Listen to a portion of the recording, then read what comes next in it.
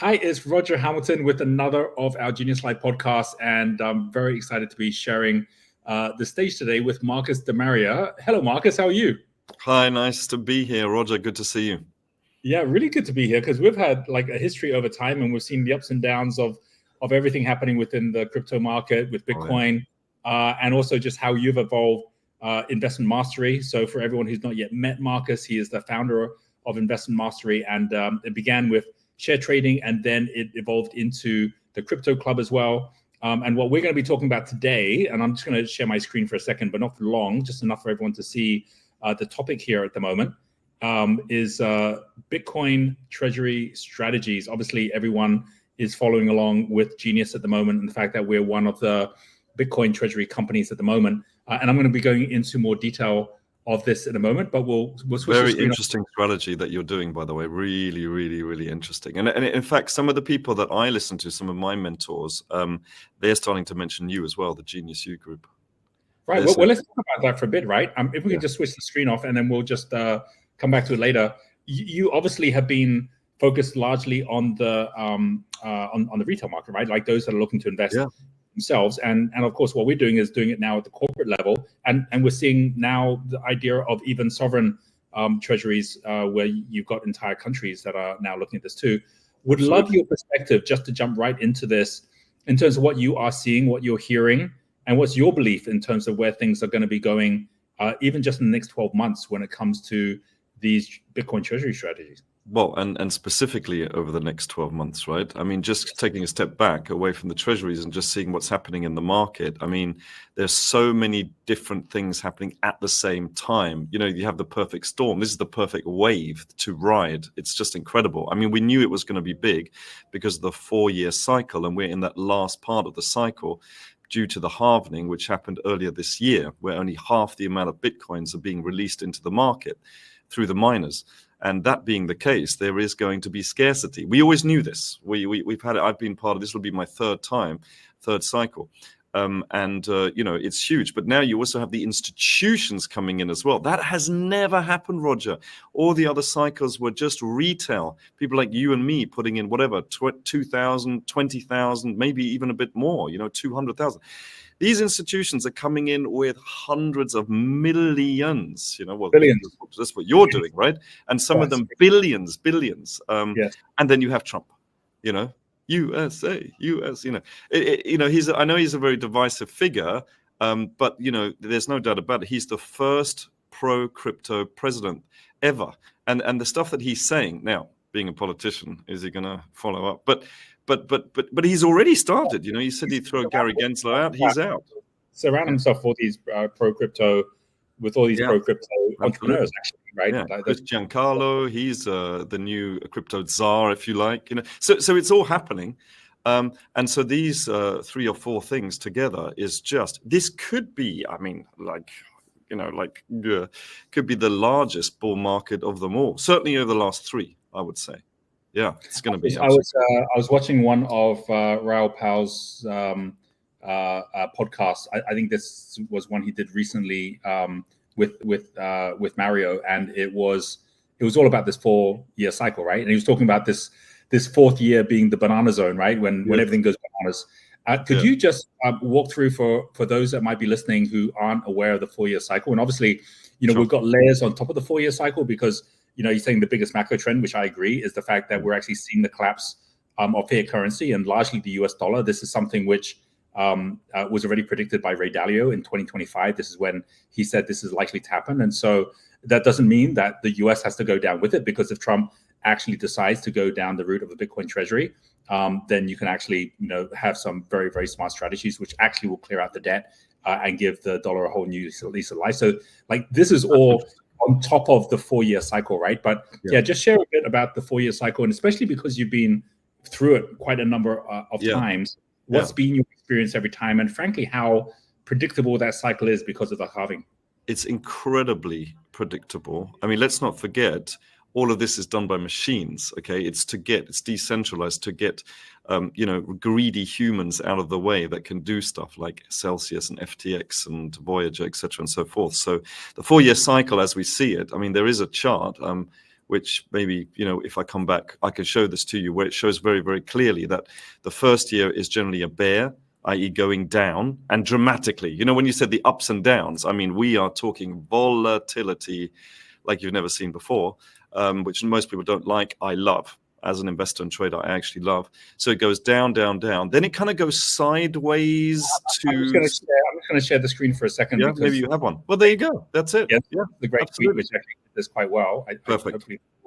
Are you seeing the whole screen now? I'm not sure. Yeah, we're seeing it. And this is it. And the one in the middle, I mean, the one on the left is interesting. You probably want to talk to that. But in terms of the cycle, there you go.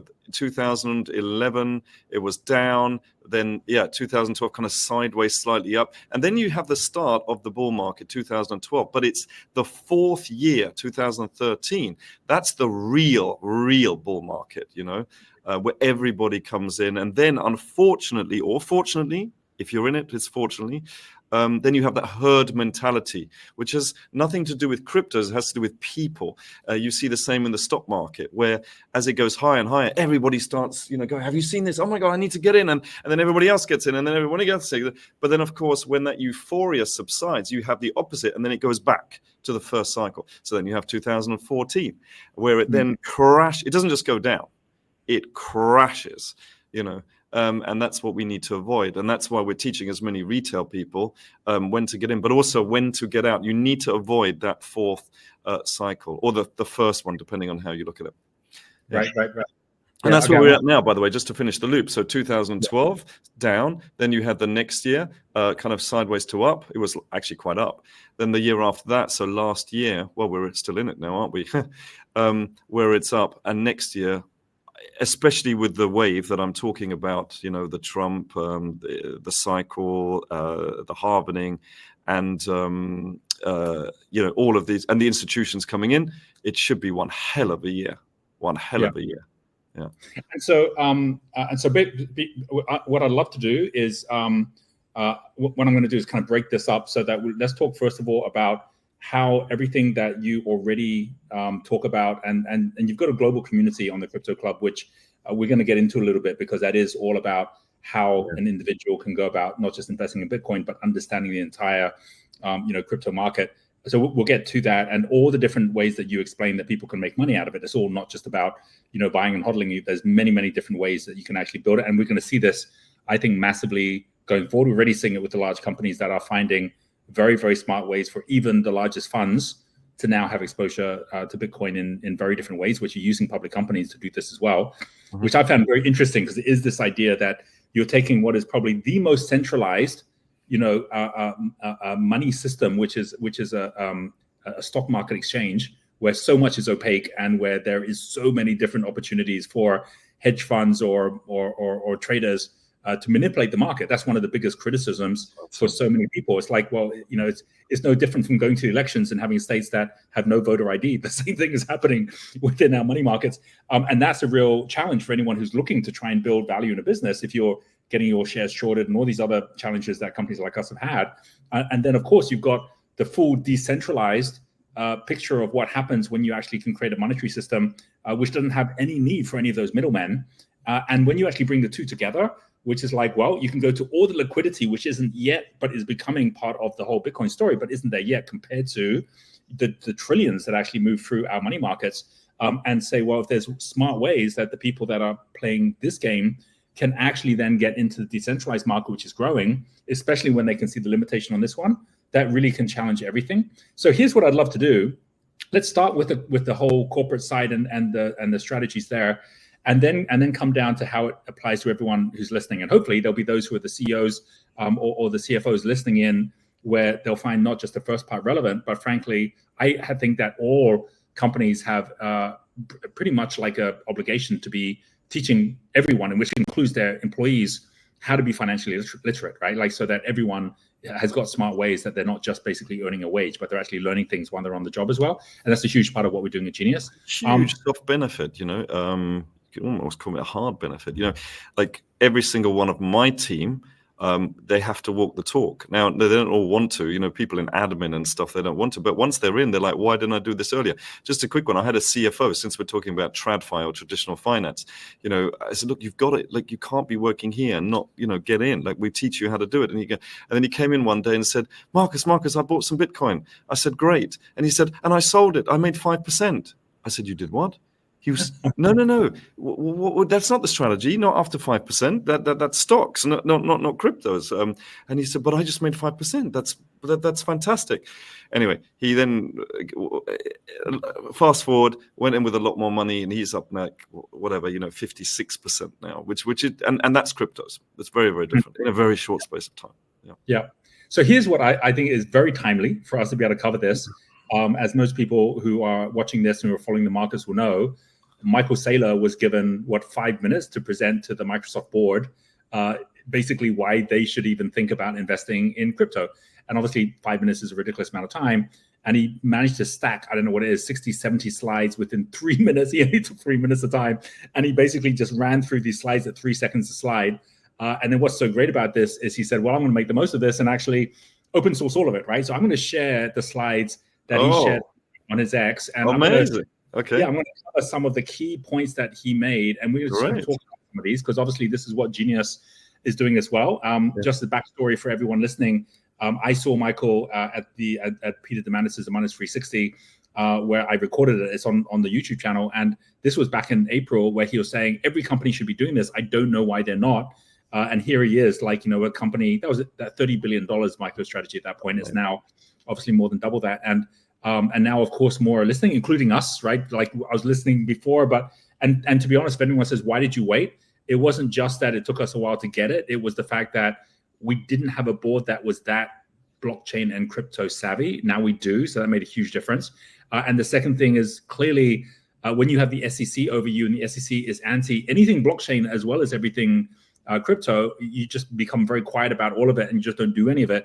The moment that there was the elections and suddenly a change in administration is coming, it just changes everything, right? So I think that's what really triggered a lot of this bull run happening at the moment. But let me just share the screen here. Have you looked at the slides yet, Marcus? Have you had a chance to see them? Which is why this is exciting. Yeah. Okay, good. I'm even more glad I'm here. This is, go for it, yeah. This is great. So you get to see this the first time. Yeah. All right. So here are the slides. And again, for anyone who wants to get these slides, Michael Saylor's put it on his X feed as well. And basically, he's positioning the whole thing to say digital capital is the 7th big wave. Each one of these is big, but this is the biggest one so far. He zoomed through to basically talk about how you can actually look at all the different types of assets that you might have, but Bitcoin is by far the biggest one, $2 trillion in size right now.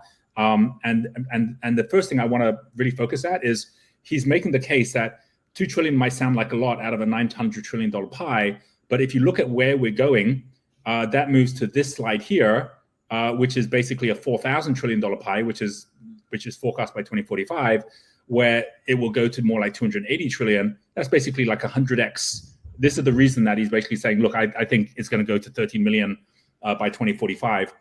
13 million. He's saying it's going to be 13 million per Bitcoin by that point. And of course, you can see how it then sits compared to others where equities, real estate, money, bonds are all still trumping on Bitcoin, right? But this is his picture of where he thinks things are going. I would love your view, first of all, as to what your picture is, because he's just mentioned Bitcoin and he's not mentioning at this point all of the blockchain-based currencies that will exist out there, including the fact that you've got the digital yuan in China, which in itself is going to be massive and take over from the yuan, and it's not included in here, etc. What's your view when you look at these kind of numbers as to whether you think that's kind of accurate, or do you think it's going to be different? Well, I mean, it's very difficult to comment on this particular slide, but I can say that Bitcoin itself, and I know he's just talking about Bitcoin, he's not mentioning any of the others, and we should talk about XRP at some stage because it's absolutely flying right now. But, right from the beginning, Bitcoin, was the first original blockchain. It's also the slowest, but also the safest with its transactions per second. But now it's really moving much more into a store of value. So therefore, gold is the one that we really need to be looking at, because it is the new liquid gold. And so we can see that Bitcoin, I can see it, getting to the market cap of gold. And that's very, very interesting, because it's got huge amounts to grow, huge amounts. And it seems like it's just speeding up. So that's really the next step for Bitcoin, is to take its position as liquid gold. It's easier to store. You can subdivide it into 100 millionth pieces, meaning one Satoshi. So you can buy bread with Bitcoin originally. We can't with a piece of gold. You can transfer it much, much faster. I mean, try sending a piece of gold abroad. Whereas here, whether it'll even get there, let alone the costs. Whereas, it can be transferred in not 2 to 3 days, like in the banking system, especially when it's abroad and it has intermediary banks, but can be in 2 to 3 minutes. I mean, it's an absolute game changer. So definitely that's the one that I'm looking at in terms of its market capitalization. So there's something about that, because I'm going to get on to the next part here, which is the argument he's making for why invest in Bitcoin in a second. But coming back to this for a moment, one thing which I'm going to get more and more stats on this going forward, but this is a big part of the belief that I have after spending the last 5 years very much entrenched in the whole AI agents, which are now coming through, robotics, everything that's all part of Singularity University and the things we've been teaching at our summits, which is this is not factoring in at all the entire global economy that's going to be created by AI agents and by robots, right? And knowing that the only way that an AI can get another AI to do something is you need to have tokens which are incentivizing that other AI to do something, right? If you have an automated car that's going somewhere, and it basically is going to be communicating with the solar panel or with the energy source to basically fuel itself up or to replace its battery or anything like that, there's going to be transactions that are going to take place, and they're going to take place at such a scale that it's going to dwarf any human-built economy that's been built up to this point. And when they do that, I mean, they have no need for the money themselves other than to actually build more value or to distribute it to humans. But as that is happening, they clearly would be inventing their own monetary system, which would have to be pinned down by something, which would be 24/7, which would be digital, which would be blockchain-based, and which 100% would not be able to be debased by any humans, right? And so, of course, not only would they choose Bitcoin, they would outlaw fiat currency. They say, you can't use fiat currency to be paying me because, I know it's getting devalued in the moment it's in my hands.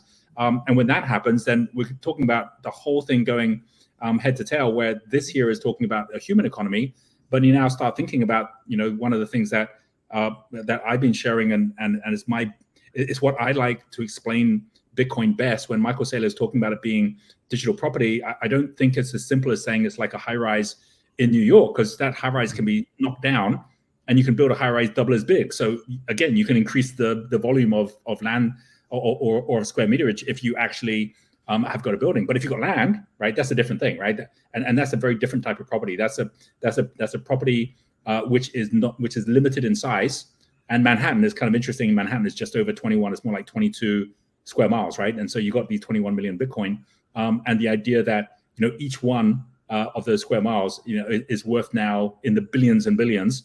And that's just talking about people showing up in Manhattan to work. And we're talking about a global economy, which is 1,000 times bigger than that. So on the basis that you've got this land and you can build on it, I think what's really interesting about what you're looking at in terms of cryptos, which are the buildings, right? At the end of the day, Ethereum is built, off the back of Bitcoin. You've got now the Lightning Network. You've got each one of them who's saying, okay, we can link to it, but we're going to add smart contracts or add extra tools in. There's a reason you should come to our building instead of someone else's building. And when people say, look, there's no utility in Bitcoin, that's like someone going back to 1776 and saying there's no utility in land in Manhattan. What are you going to use it for other than to sell it to somebody? But when someone builds a house on it or builds a building on it, and now you're leasing it out, and then you've now got a partnership in that building and making money from that as well, you can see very, very quickly that as AI and as robots start building off Bitcoin their own economies, you own some of that land that becomes super, super valuable. And you're not talking about 100-story buildings. You're talking about 10,000-story buildings in terms of what actually can be built off any one unit of Bitcoin, right? I would love for you to just that whole thought process of how, or even imagery that every different crypto that has got the ability to link itself to Bitcoin or to build off it and then have its own use case on top of it, how you are looking at different cryptos outside of Bitcoin as being really like, investable, which ones are, which ones aren't, and how you think about that. Yeah, and I think that's really important. Well, first of all, two things on that. One is, I represent the retail, right? So if it doesn't filter through my mind, I have a difficulty explaining it to somebody. I would never teach somebody something that I'm not doing myself, right? And so when and I love listening to you because you're a real futurist, you see all these things, and it could go either way. It could go this way, but the general direction is absolutely 100%. There's no doubt about it. You see it happening. And people like myself, I wonder, okay, but how can I take advantage of it? We don't even understand it. How can we take advantage of it? But it's fascinating. Mm-hmm. The one thing about Bitcoin, though, is it doesn't yet have smart contracts. You mentioned Ethereum, and that is important for it to be able to. We must remember these coins and tokens are programmable money. They're not they're not just like just for transactions. So that's the one thing. So yeah, that's why Ethereum and the others, and we have to mention Solana because it's just so much cheaper. It's so much faster than Ethereum. They're calling it the Ethereum killer, and it's basically swallowing up everything. Most of the applications or DApps, the decentralized applications, not applications, used to be built on Ethereum. But now, of course, they're moving towards Solana because the transactions per second and the cost so much faster and so much cheaper than Ethereum. And I think that's a really important point because, there are Bitcoin purists that just see it as a store of value. I say just. It's amazing, right? But not that much can be done with Bitcoin, whereas the others, so much more can be done. And, people are saying, well, am I too late? No. I mean, honestly, 2.5 years ago, nobody even heard of Solana, and it just raced in the top 10. By the way, did you know XRP actually just flipped? It just went up because it basically it's still not even at its all-time highs from 2017 because of the attack by the SEC. Now that Gary Gensler's gone, I mean, look at it. It's at $2.85 right now. So XRP, which is working with 300 plus banks around the world, went under investigation by the SEC, won every single one of the 4 investigations. Now with Gary Gensler gone, everyone's like, XRP, here we go. So there are a number of different ones that we can look at, that will help the whole ecosystem. I don't think, Roger, you're just going to have one. There's going to be several of these, And it really is a currency. And the final point is you were saying about all these transactions going on by robots. Therefore, it has to be, I believe, and you know better than me, lots and lots of mini transactions happening at the same time. So this whole IoT, the Internet of Things, is a very important thing as well. Absolutely. Like when people really understand that with the blockchain, what you're really doing is you're taking what happened in the first iteration of the internet, where every what really changed everything was basically the whole concept of a URL or the whole concept of an address, which you could then go to see Amazon without having to leave your country by just typing in the URL and just basically having that IP address. And the problem with that was that it's not movable in space, it's not movable in time. A blockchain basically allows you to track things through time and also through space. So you can now actually, have things in 3D. You can take a building and basically break it up into component parts and sell it on the blockchain. Yes. You can track your learning journey and you can put it on the blockchain.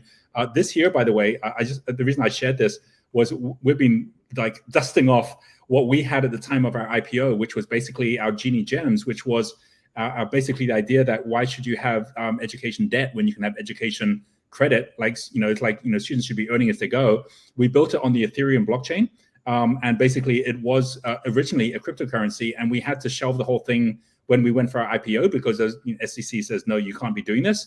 So we had to kind of put it aside, and we have dusted it all off now because while we're not turning it into a full cryptocurrency, what we are doing is we're basically putting it back on the blockchain. So effectively, anyone who's getting a certification now can get a certification on the blockchain. You can verify it's real. The biggest problem, a company like Microsoft has is people say they're Microsoft certified, and a vast majority of those Microsoft certifications were not given by Microsoft. It's given by some other company that created a Microsoft certification, right? And so it's so important to say, well, let's actually make sure that there's verification, which is blockchain based.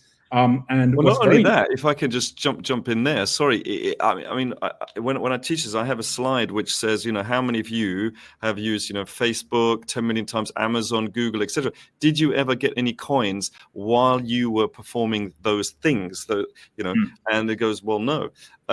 But just imagine that every time you watched a film, every time that you Googled something, every time you bought something on Amazon, they gave you these coins or tokens that maybe didn't have a lot of value at the time, 0.01 of a pence. It's nothing. It's just a little token. It's like a little game. And then you have 10,000 of Facebook ones. You have 10,000. You have 10,000 of the Genie coin, for example, right? But then as the business grows in value, suddenly you go, hold on a moment.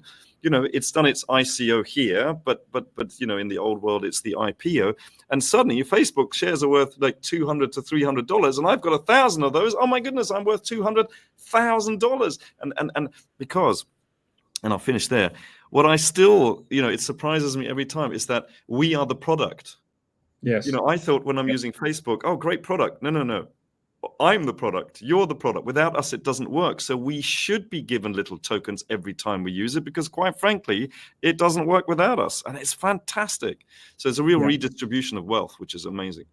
Absolutely. And I think one of the things which people are becoming very aware of is in the same way as what you're saying is, look, if I'm adding, credit to a network, I should be getting somehow rewarded for that, which absolutely makes sense. And what you're seeing at the moment is like YouTube, for example, the people who are creating the content, they do get rewarded. The people who are watching, they don't get rewarded at this point, right? And there's no reason they shouldn't get rewarded as well. And of course, if you take rewards to AI, one of the biggest challenges at the moment that's taking place within AI is how do you give AI memory, right? I don't want to just go to ChatGPT who doesn't remember who I am. I want to go to my own like avatar, like, this little mini Jensen, who actually knows who I am, who can basically, I can choose. Do I want it to know about my medical history? Do I want it to know about education? Do I want to turn that off or not? Have privacy of my data? What is going to become very, very clear to everyone is if you don't watch out and you let the Microsofts of the world or the big companies of the world hold on to your memory, right, then that's going to be a whole lot more dangerous than just holding on to your content. Whereas if you say, well, the AI should be tracking what conversations you had with it if you let it, and it should be actually having an idea of where you want to go. Guess what? That's all the blockchain, right? Blockchain basically is digital memory, and so it is going to have to be on the blockchain in such a way that if you want to have conversations with different AIs and you want them to have conversations with each other and to track their progress, it's all going to have to be on the blockchain. And of course, it all has to be underpinned again by some value, store of value, which again is going to be Bitcoin. So it's just so obvious in the future that they're all going to be using blockchain records as we build it. And what we're doing right now is we're at the point where we're going to be, we already have said that next week we're at Bitcoin Mina, we're going to be launching basically our blockchain-based exchange. And the biggest reason I want to share with you is that the developers we're working with. Sorry, what's the blockchain exchange that you're doing? What are you doing? This could be interesting. So what we're doing is we're actually building out our full education platform on the blockchain for both the gems that we're delivering as well as for our AI agents, for exactly as I say. So they're actually going to be tracking memory and you can decide what they remember or what they don't remember. And at the same time, it's going to have all the certifications on there. So we can go to the Microsoft and NVIDIAs of the world and say, look, if you actually want, or LinkedIn's a good example. LinkedIn, everyone knows that, close to, I think it was the last study was over 50% of all profiles or resumes have got some inaccuracy or untruth in them, right? And if you actually say, hey, this person's got these different certifications, and you can actually verify them on the blockchain so they actually are real, then that changes everything, right? And the guys who aren't doing that, well, then they're going to be left behind for sure, right? So we're developing that. We had it on the Ethereum blockchain, and we've now moved to RGB. And RGB is smart contracts on Bitcoin. It's on the Lightning Network, but it's all very, very new, right? So it's at that point at the moment where it is now possible to be able to actually build smart contracts directly off the Bitcoin network, and it's the purest one because it's open source and anyone can connect to it. And it's not like any of the other ones, Solana or Ethereum, where there's still basically effectively a middleman because there is an organization or an individual. Yes, that is true. That is very true. Yeah. So there's an aspect to that. Okay, let's continue because this is super interesting. But we've got a few more things that are like pretty mind blowing in this presentation. So I'm going to share my slides again. And the second piece I'm going to take you to is what his case is to Microsoft. This is back to the Michael Saylor and Microsoft. What the case is that he's saying is the reason that they should be investing in Bitcoin. He's showing what the annualized performance of Microsoft itself is, and Bitcoin is triple what Microsoft basically is saying, listen, if you just invested in Bitcoin, you would have basically made so much more money than just trying to grow Microsoft. And he's saying that's not going to change, right? Like as time and if you wanted to have growth in Microsoft and own Bitcoin, you get both together, right? And when he shows it against real estate, gold, bonds, which have all gone negative, is pretty incredible. And even if you just look at it and how it's grown, now you could argue, oh, that's past performance. It doesn't mean the future. But if you really see where the future is going, then of course you can see that we're really, really early in this curve right now. And the end point of this argument here is any public listed company, if you had the opportunity to be buying into an asset which was going to outperform your own company as well as fiat and was enabling you year after year after year to be building that. So for example, we now are, we said, look, if we can have 1,000 Bitcoin and we believe that Bitcoin can get to $1 million, which is small compared to Michael Saylor's 13 million. But if it can do that, then 1,000 Bitcoin at $1 million is $1 billion of asset value. And for a small cap, where just getting to the 100 million to 200 million is one thing, to actually then already be sitting on a treasury that's going to outperform the company. So no matter how hard we work, the treasury will actually work harder. Doesn't mean we're not going to work, because we still believe that education is the future.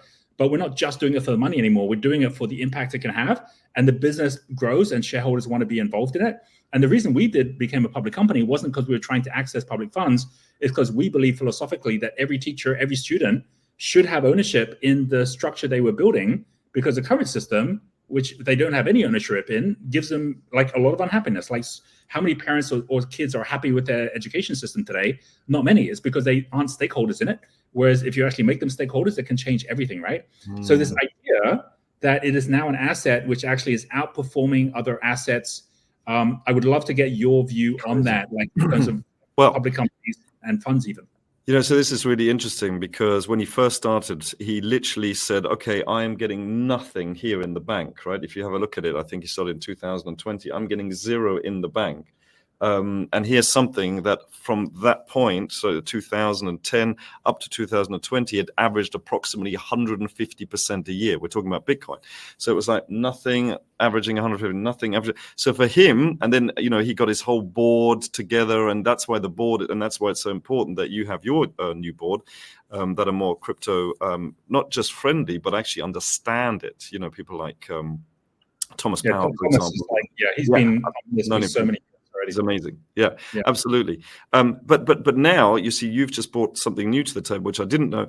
Not just outperforming inflation or what you get in the bank, but actually outperforming what your own company's growth is. So you can see how he has evolved as well. And that's why he's speeding it up. And he has first mover advantage as well, which is absolutely fantastic. But now you see increasingly more companies doing the same thing. I'm sure you have a list somewhere on, of all the companies. You're on that list, right? Of companies doing it. It'll only be a matter of time where everybody says, why don't I do exactly the same thing? So it's a big trend. And again, and this comes together with the wave that I'm talking about, because we mentioned, the 4-year cycle, we mentioned the institutions, but what we didn't really mention was the businesses like yourselves, Michael Saylor, that are getting in as well. Yeah. This is a super interesting thing, because it's one of those things where, especially as there is an acceleration in fiat currency devaluing, you're going to get. I had this interview with Forbes magazine, and he was saying, look, what's your best case? What's your biggest reason for wanting to get into Bitcoin on the basis that Bitcoin can go down as well as up? And I said, look, that's very similar. When I was in South Africa, we went up to Victoria Falls, which is where you have Zimbabwe on the border there, which went through hyperinflation.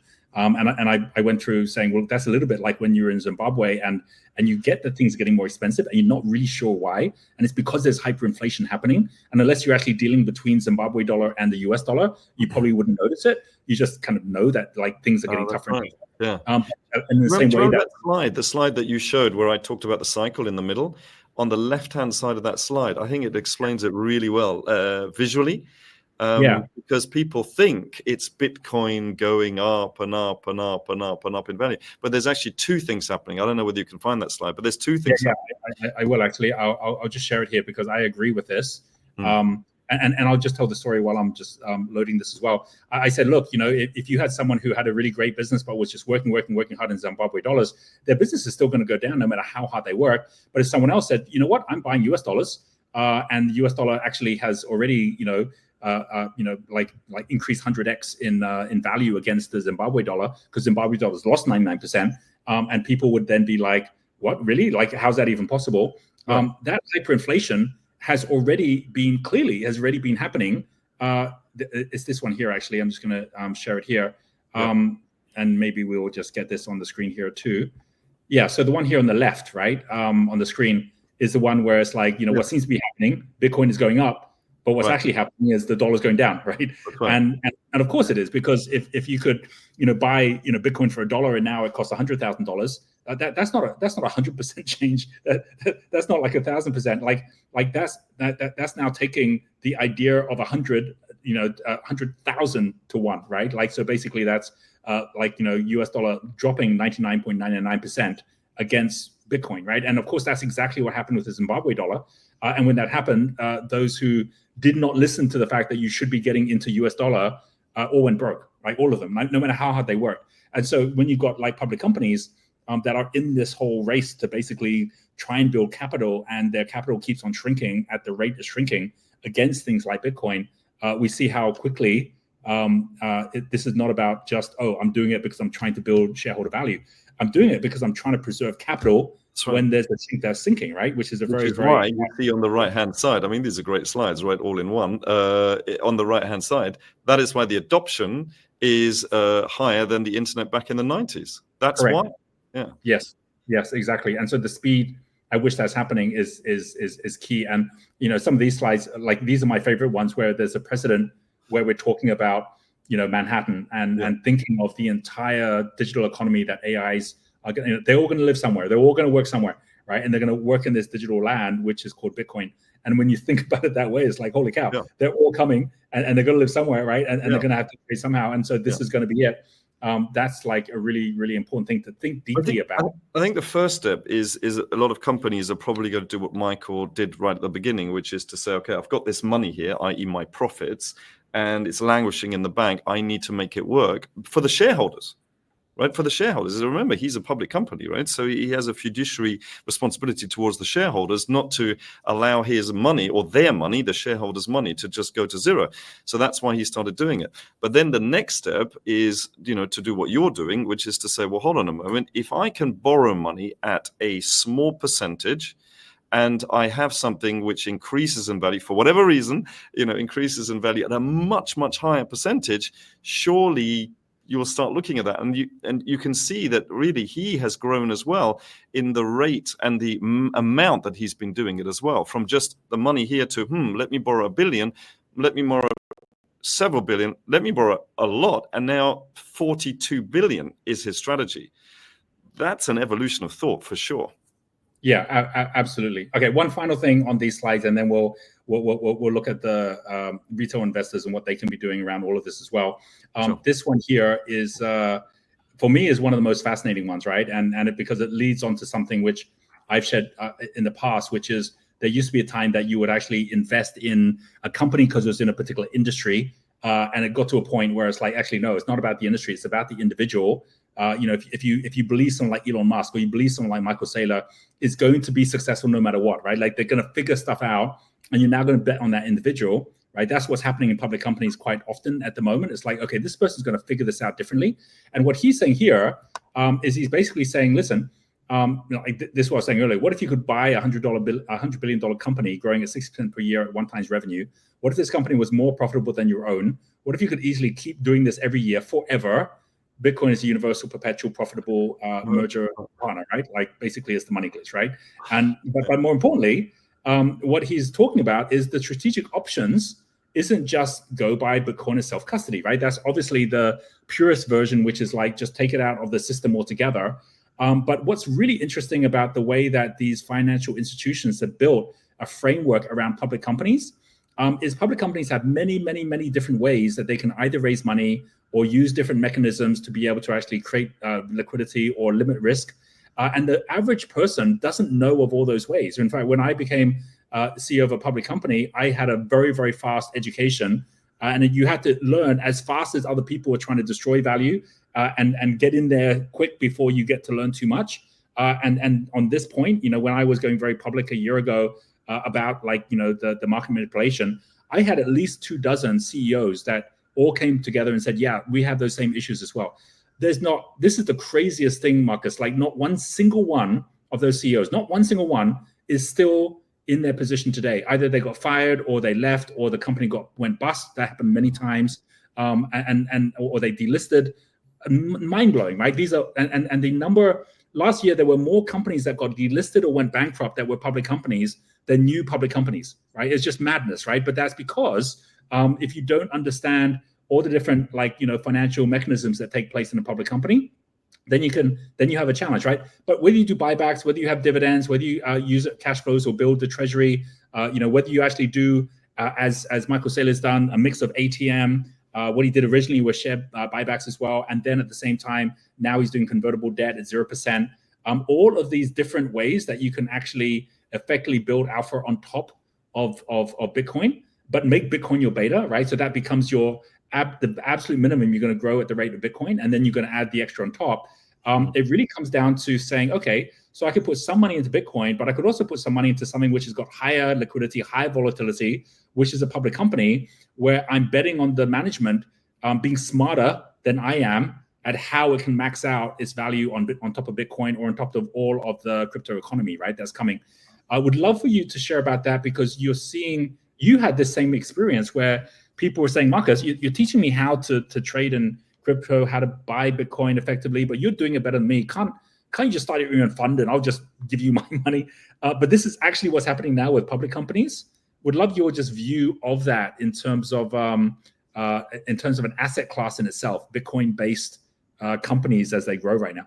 Well, to be honest, I mean, you're right on the money here, because one of our strategy is, funnily enough, is micro strategy, because it seems to be like the silver to the gold. When gold goes up, silver just goes up. It's like on an elastic, goes up a lot more. When gold goes down, silver goes down a lot more. And I understand most people don't like that volatility, but we love that volatility. So it allows you to buy low and sell high. And obviously, there's other mechanisms as well. But micro strategy has been one of the best performing assets for us. So we are in Bitcoin in our crypto portfolio, but in our stocks portfolio, obviously, like you mentioned, artificial intelligence, big time, AMD, Palantir, NVIDIA, etc., and so forth. But then also, MicroStrategy has been very, very good. And Coinbase, of course. Both of these are a proxy for Bitcoin. And again, MicroStrategy more so, because really when Bitcoin goes up, it goes up even more. MicroStrategy has been absolutely fantastic for us and our students, for sure. Absolutely. And it's funny because some people say, I don't really want to touch, I want to get into digital assets. Everything's digital already, just so you know. Your money is not actually in the bank. They've got maybe 5 to 7% of your money. Try getting your money out, they'll make you wait a few days. It's been absolutely fantastic for us, for sure. So maybe if you could just share with everyone, and you were, by the way, mentioning this. Let me just share this for a second, because you're saying, look, there's probably a list somewhere of all of the companies that are like in this space that are doing this already. Growing, right? That list is growing. Yeah. So here is the list. Michael Saylor actually shared this on the screen here, which basically has like the top 60 companies. It's actually quite funny because some people look at the bottom company here out of the 60. Is they've only got 4 Bitcoin. And so it's like, I've got more Bitcoin than just like the person right at the bottom here. We're at such early days at the moment, right? And we've got, we've got Genius Group here, which was at, we bought more Bitcoin since here, but we were at upwards. That's good. And there's others on here as well. There's only 2 New York Stock Exchange companies that are on this list. It's ourselves and it's Square, which is now Block. Yes. And that's it, right? Well, that was another one. That's another one. And Tesla, I've only mentioned a few of them, but of course you've got all the miners as well, right? Exactly. That are up there on the top left-hand side. And the funny thing is now they're actually following the Michael Saylor and the Genius U strategy as well. What they're actually doing, these are they create, they don't create, in a way they do. They create the Bitcoin, but now they're actually going out into the market, and they're borrowing money in order to actually buy Bitcoin, so that's really fascinating. By the way, my company and myself, but let's not talk about me. My company, which is not a public company, has way more than those companies. What the hell is going on? Why are those companies even on the list with only 4 Bitcoin? My goodness me. Exactly. But this is part of the issue of being a public company, is that, you have to go through so many different, it's not like, you run your company, you decide you want to invest in Bitcoin, you can do it. Once you're public, there's so many different things you need to go through. There's lawyers saying, oh, you don't want to be doing that. There's shareholders go, like, that wasn't our plan. Not nimble. And we're lucky that we've got a board, as well as a lot of our students who obviously have gone through your programs as well and understand the whole crypto side. And they came in the early days when we actually were already on the blockchain and we had to go off it. So getting back on, because now's the timing, is perfect for this.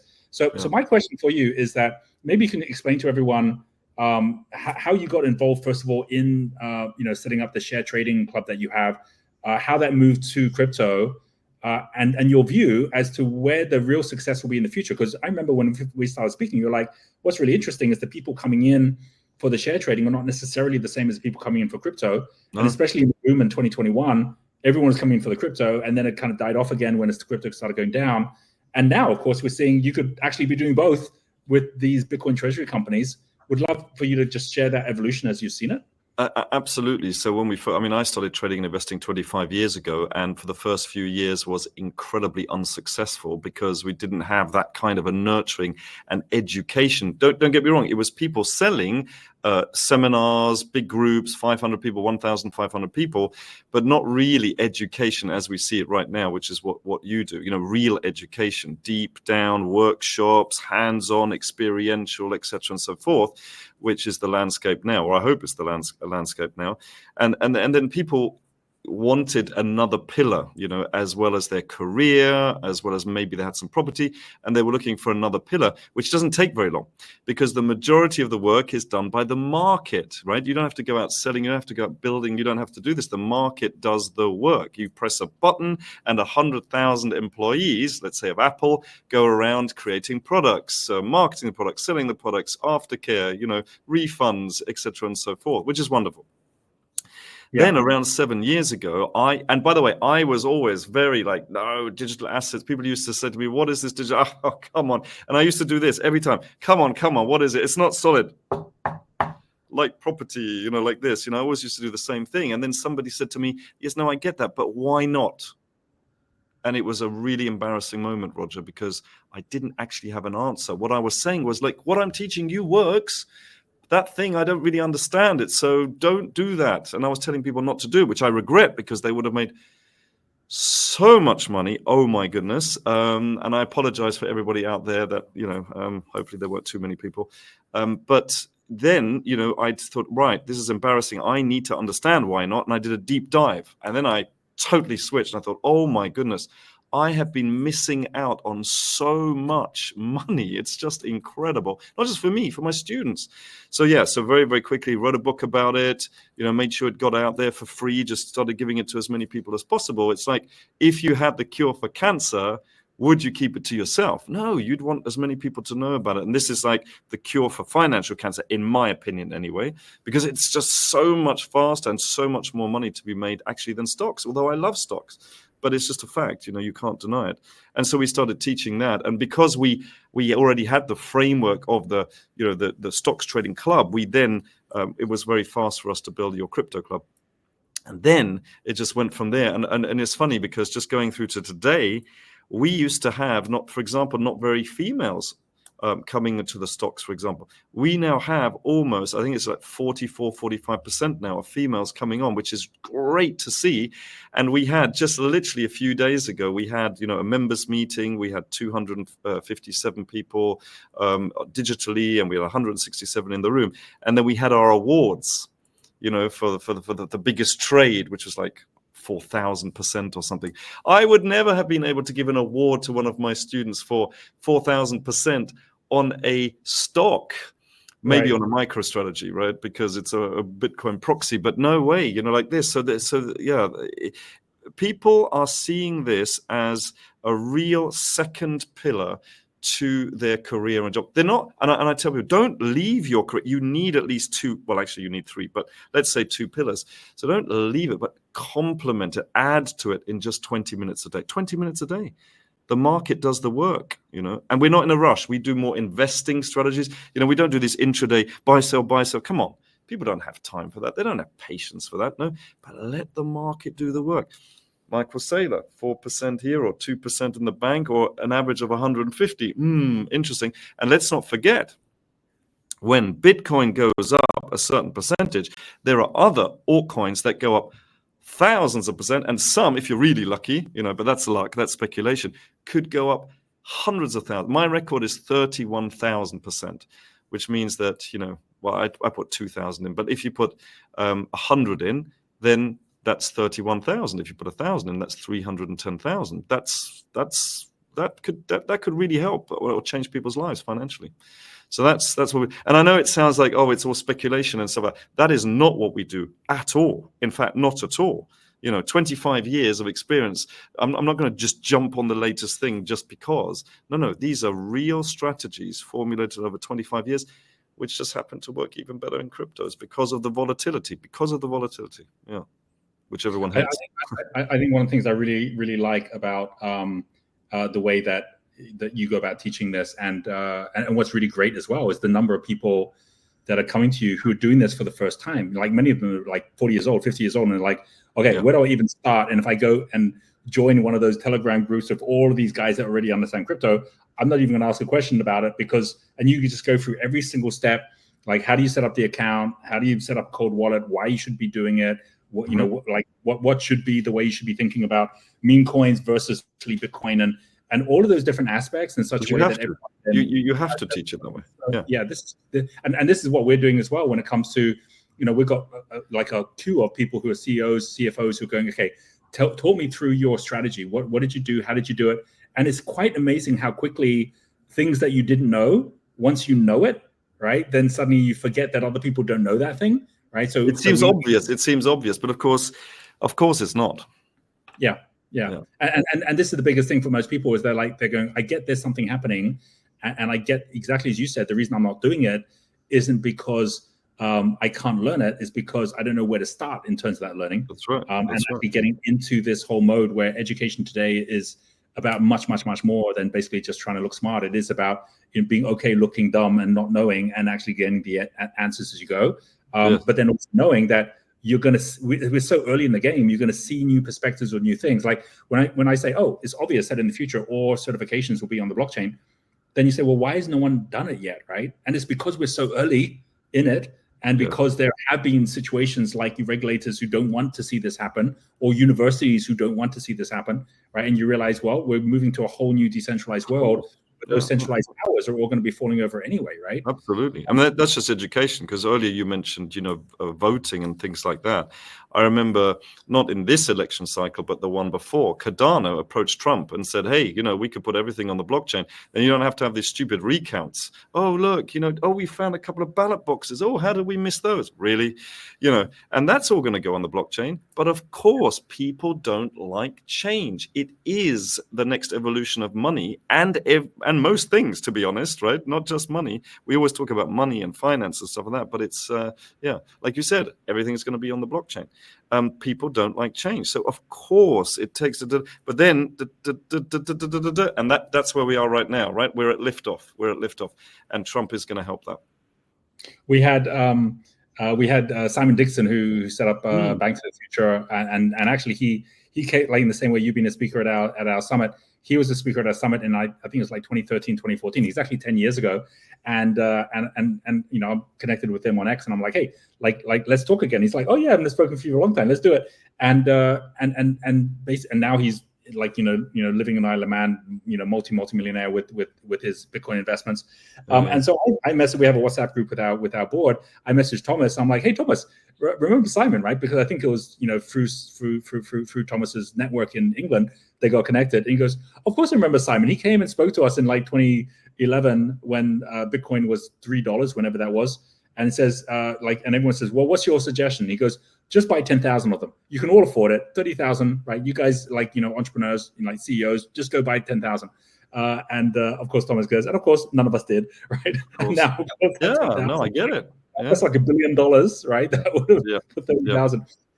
But we are right at that point at the moment where the risk has almost been taken out from those early days where it could have gone in either direction if it hadn't had that adoption, because now you do have companies, big companies, as well as funds, as well as now governments that are all basically now moving to a point where they don't want to be the last mover in this as well. Yeah, exactly. Let's hammer home that point, because there's I was like, okay, so now people are saying, well, I'm not going to buy it now. Well, you're going to be in exactly the same position in 10 years' time, saying, I wish So, and it's the same old story about when was the best time to buy? Well, 10 years ago. Well, what's the second next one? Now, or as Tony Robbins says, when is now the best time? And you go, is it now? Yeah.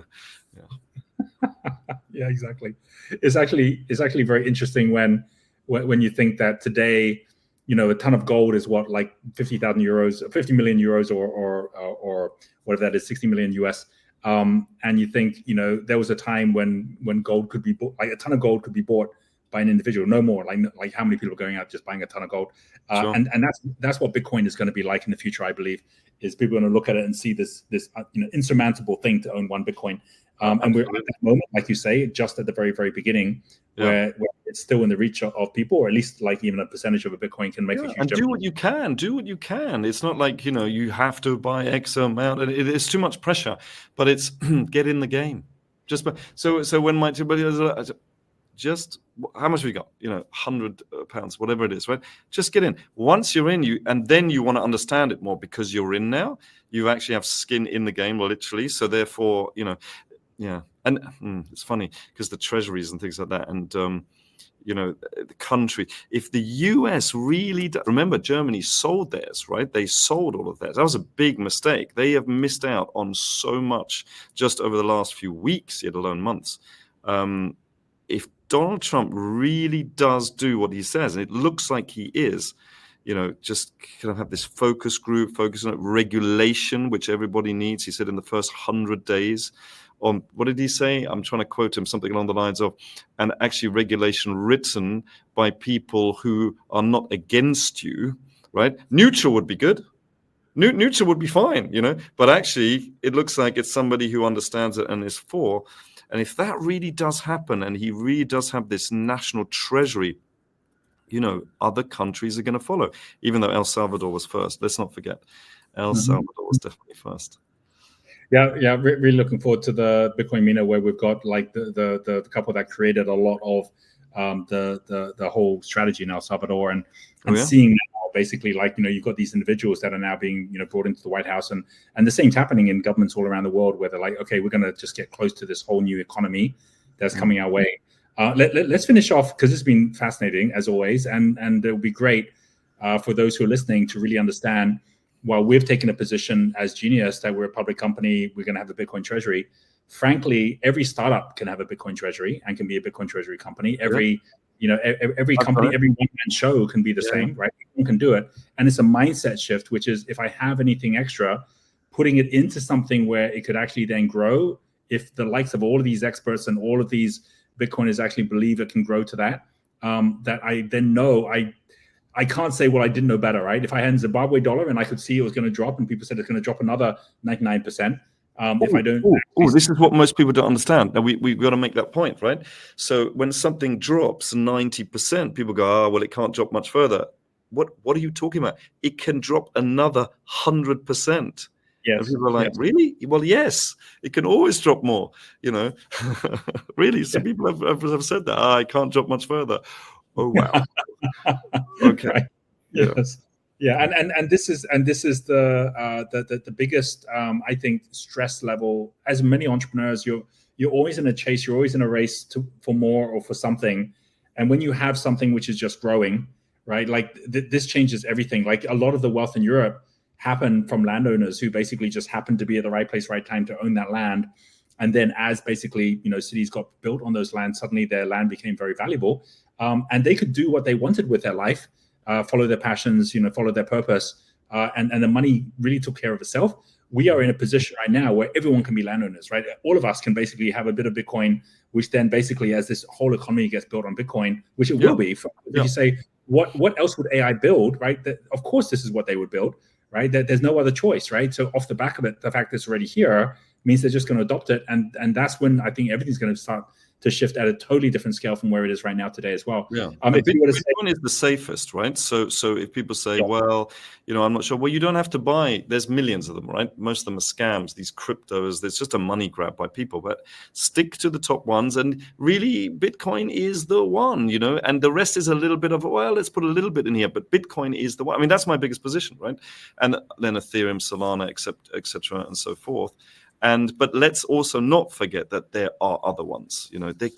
I don't think there's going to be just one blockchain. I don't think so. But who knows? Who knows?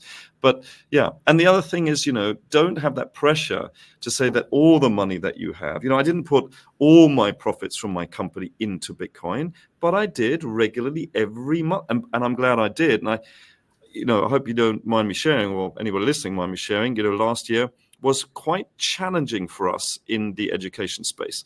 But my Bitcoin grew by 1 million. So I had a choice. I was like, well, it's okay, and exactly the example that you just gave. It really, and also it helped with my mindset as well. So yeah. Absolutely. Yeah. I would highly recommend everyone to be self-educating, right? Like at the end of the day, this is the time to be doing that. So I'm very excited that Marcus, we've got a very exciting future together. We're going through all the things that you've done in upgrading your programs. We're going to bring it to our community as well.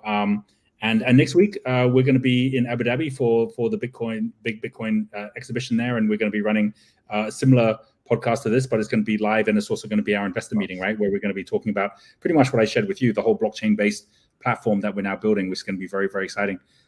So all the best in the coming months. I think we've got a front row seat for this massive transfer of wealth that's going to be happening. It's so exciting. The next 12 months, so exciting. Cannot wait. Front row seats. Let's go. Banana zone, whatever you want to call it. Thank you, Marcus, very much for being here. I really appreciate it. Thanks, Roger. See you soon. Awesome. Cheers.